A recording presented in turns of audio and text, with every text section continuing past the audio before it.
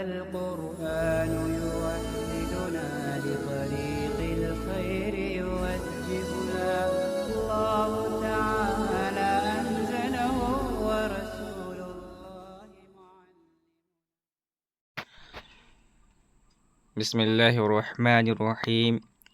وعلى آله الذين قاموا بنصرة الدين القويم عطف على قوله على من اختص والآل أهل بيته أو عترته أو كل مؤمن تقي وهو الأنسب هنا لأن المصنف لم يتعرض لذكر الأصحاب في الصلاة فكان الأولى هو التعميم والدين هو وضع إلهي سائق لذوي العقول باختيارهم المحمود إلى الخير بالذات ويشمل العقائد والأعمال ويطلق على كل دين والإسلام هو الدين المخصوص لمحمد صلى الله عليه وسلم ولعل في وصفه بالقوم إشارة إليه لأن دين الإسلام هو الموصوف بالاستقامة کہہ رہے کہ اور آپ کی آل اور ان لوگوں پر جو معتدل اور ٹھوس دین کی نصرت کو لے اٹھے، یہ متن کی عبارت ہے۔ وعلی آلہ الذین قاموا بنصرت الدین القویم، اور درود و سلام ہو آپ کی آل پر اور ان لوگوں پر جو معتدل اور ٹھوس دین کی مدد کو لے کر اٹھے۔ یہ متن المنار کی عبارت ہے۔ شارح فرماتے ہیں عطف علی قولہ علی من اختص، اس عبارت کا عطف ماتن کے قول علی من اختص پر ہے۔ والآل اہل بیتہ او عترتہ او کل مؤمن تقی وهو الانسب ها هنا لأن المصنف لم يتعرض لذکر الاصحاب الصلاة فكان الاولى هو التعمیم۔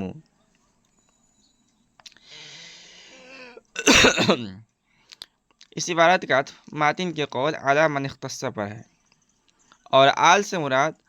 حضرت صلی اللہ علیہ وسلم کے اہل بیت یا آپ کے اولاد یا ہر مومن متقی بندہ ہے، اور اس جگہ یہی معنی مراد لینا زیادہ مناسب ہے، کیونکہ مصنف رحمۃ اللہ علیہ صلاۃ کے موقع میں اصحاب کا ذکر کرنے کے در پہ نہیں ہوئی، لہذا عام مفہوم مراد لینا ہی زیادہ بہتر ہے۔ والدین وضع الہی سائق لذوی العقول باختیارهم المحمود الى الخیر بالذات ويشمل العقائد والأعمال ويطلق على كل دین۔ اس کے بعد مصنف نے دین کی تعریف کی ہے، فرماتے ہیں کہ دین ایک دستور خداوندی ہے جو ہر عقل جو ذی عقل لوگوں کو ان کے قابل قدر اختیار اور قدرت کے ذریعے خیر بالذات کی طرف لے جاتا ہے، اور دین عقائد اور اعمال دونوں کو شامل ہے، اور ہر دن پر اس کا اطلاق ہوتا ہے۔ والاسلام هو الدین المخصوص لمحمد صلی اللہ علیہ وسلم، اور اسلام وہ دین ہے جو رسول اللہ صلی اللہ علیہ وسلم کے لیے خاص ہے۔ ولعل فی وصفه بالقول اشارۃ الیہ لأن دین الاسلامی هو الموصوف بالاستقامۃ، اور غالباً دین کی صفت قوی لانے میں اسی طرح اشارہ ہے کیونکہ دین اسلامی استقامت اور ہمواری کی صفت کے ساتھ متصف ہے۔ وعلی آلہ الذین قاموا بنصرۃ الدین القویم،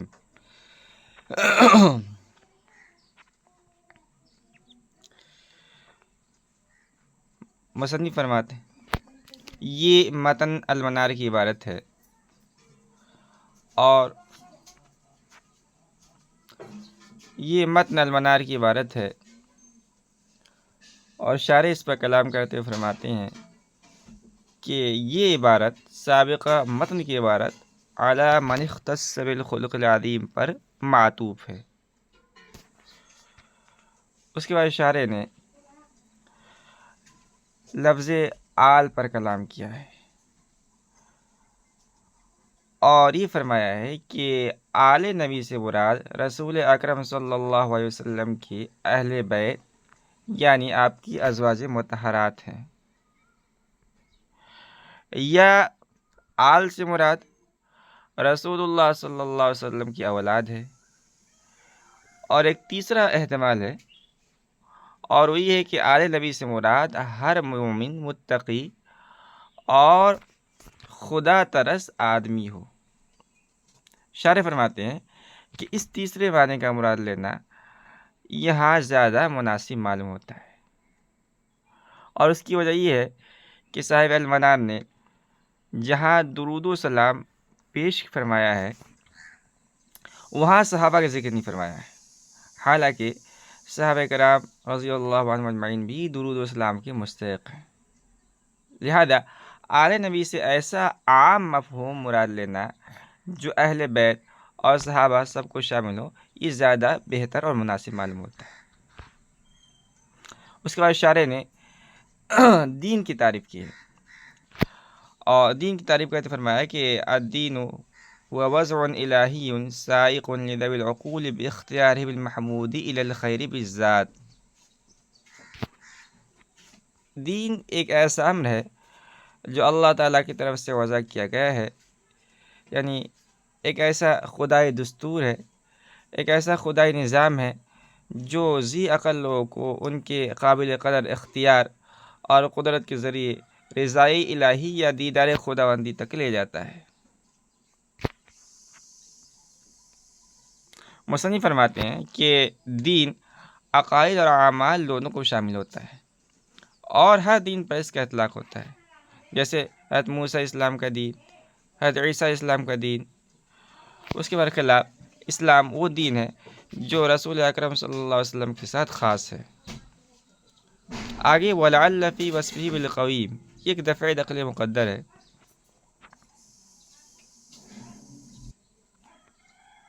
ایک سوال ہوتا ہے کہ جب دین کا اطلاق ہر دین پر ہوتا ہے تو ماتن قول وَعَلَىٰ آلِهِ الَّذِينَ قَامُوا بِنُصْرَةِ الدِّينِ کا مطلب یہ ہوگا کہ رسول اللہ صلی اللہ علیہ وسلم کی آل کے لوگ ہر دین کے ناصر و مددگار ہیں، حالانکہ معاملہ ایسا نہیں ہے، بلکہ آل رسول کے لوگ فقط دین محمد صلی اللہ علیہ وسلم کے ناصر و مددگار ہیں۔ شارح نے اس کا جواب دیتے ہوئے فرمایا ہے کہ ماتن نے دین کی صفت قویم ذکر فرمائی ہے، اور قویم کے معنی مستقیم، سیدھا اور معتدل کے آتے ہیں، اور یہ بات پہلے گزر چکی ہے کہ اعتدال اور استقامت کے ساتھ دین اسلام ہی موصوف ہے۔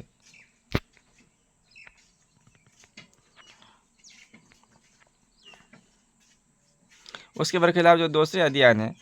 وہ تو یا تو افراد کا شکار ہے یا تفرید کا شکار ہے، لہذا ماتن کا دین کو قوم کے ساتھ متصف کرنا اس بات کی طرف اشارہ ہے کہ متن میں دین سے مراد دین اسلام اور شریعت محمدی ہے، اور جب متن میں دین سے دین اسلام مراد ہے تو آل رسول کے لوگوں کا ہر دین کی نصرت کرنے والا ہونا لازم نہیں آئے گا۔ ثم اعلم ان اصول الفقه له حد اضافی وحد لقبی وغایت وموضوع، ولما لم يذكره المصنف رحمه الله تبيناه على غره، ولكن لابد هنا من أن يعلم أن علم أصول الفقه علم يبحث فيه عن إثبات الأدلة للأحكام، فموضوعه على المختار والأدلة والأحكام جميعا، الأول من حيث أنه مثبت والثاني من حيث أنه مثبت۔ فرماتے ہیں پھر جان لیجئے کہ اصول فقہ کی ایک تعریف تو اضافی ہے اور ایک تعریف لقبی ہے، اسی طرح اصول فقہ کا ایک غرض ہے اور ایک موضوع ہے، اور چونکہ ماتن نے ان چیزوں کا تذکرہ نہیں کیا ہے اس لیے ہم نے بھی انہیں ان کی پہلی حالت پر لپیٹ دیا۔ ولیکن لابد هنا من ان يعلم ان علم اصول الفقہ علم يبحث فيه عن اثبات الادلة للاحکام، لیکن یہاں اتنی بات ضرور جان لیجئے کہ اصول فقہ ایک ایسا علم ہے جس میں احکام شرعیہ کو دلائل سے ثابت کرنے کے متعلق بحث کی جاتی ہے۔ فموضوعه على المختار والأدلة والأحكام جميعا، الأول من حيث أنه مثبت والثاني من حيث أنه مثبت۔ تو اس کا موضوع پسندیدہ قول کے موافق دلائل اور احکام کا مجموعہ ہے، اول تو اس لحاظ سے کہ وہ مثبت ہے، اور ثانی اس لحاظ سے کہ وہ مثبت ہے۔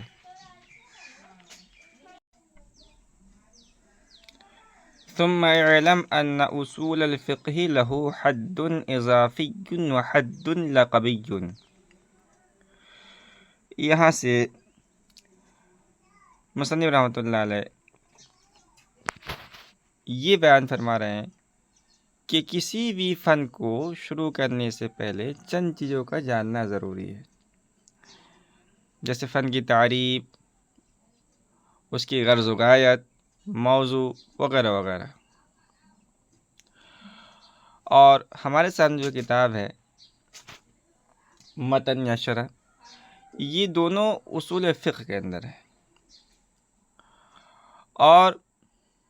علماء نے اصول فقہ کی دو تعریفیں کی ہیں. ایک تعریف ہے حد اضافی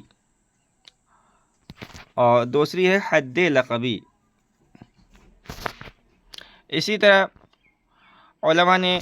اس فن کی غرض و غایت کو بیان فرمایا ہے اور اس کا موضوع بھی ذکر فرمایا ہے. لیکن چونکہ ماتن نے ان چیزوں کا تذکرہ نہیں کیا ہے، ان چیزوں کو اپنی کتاب کے اندر ذکر نہیں کیا ہے،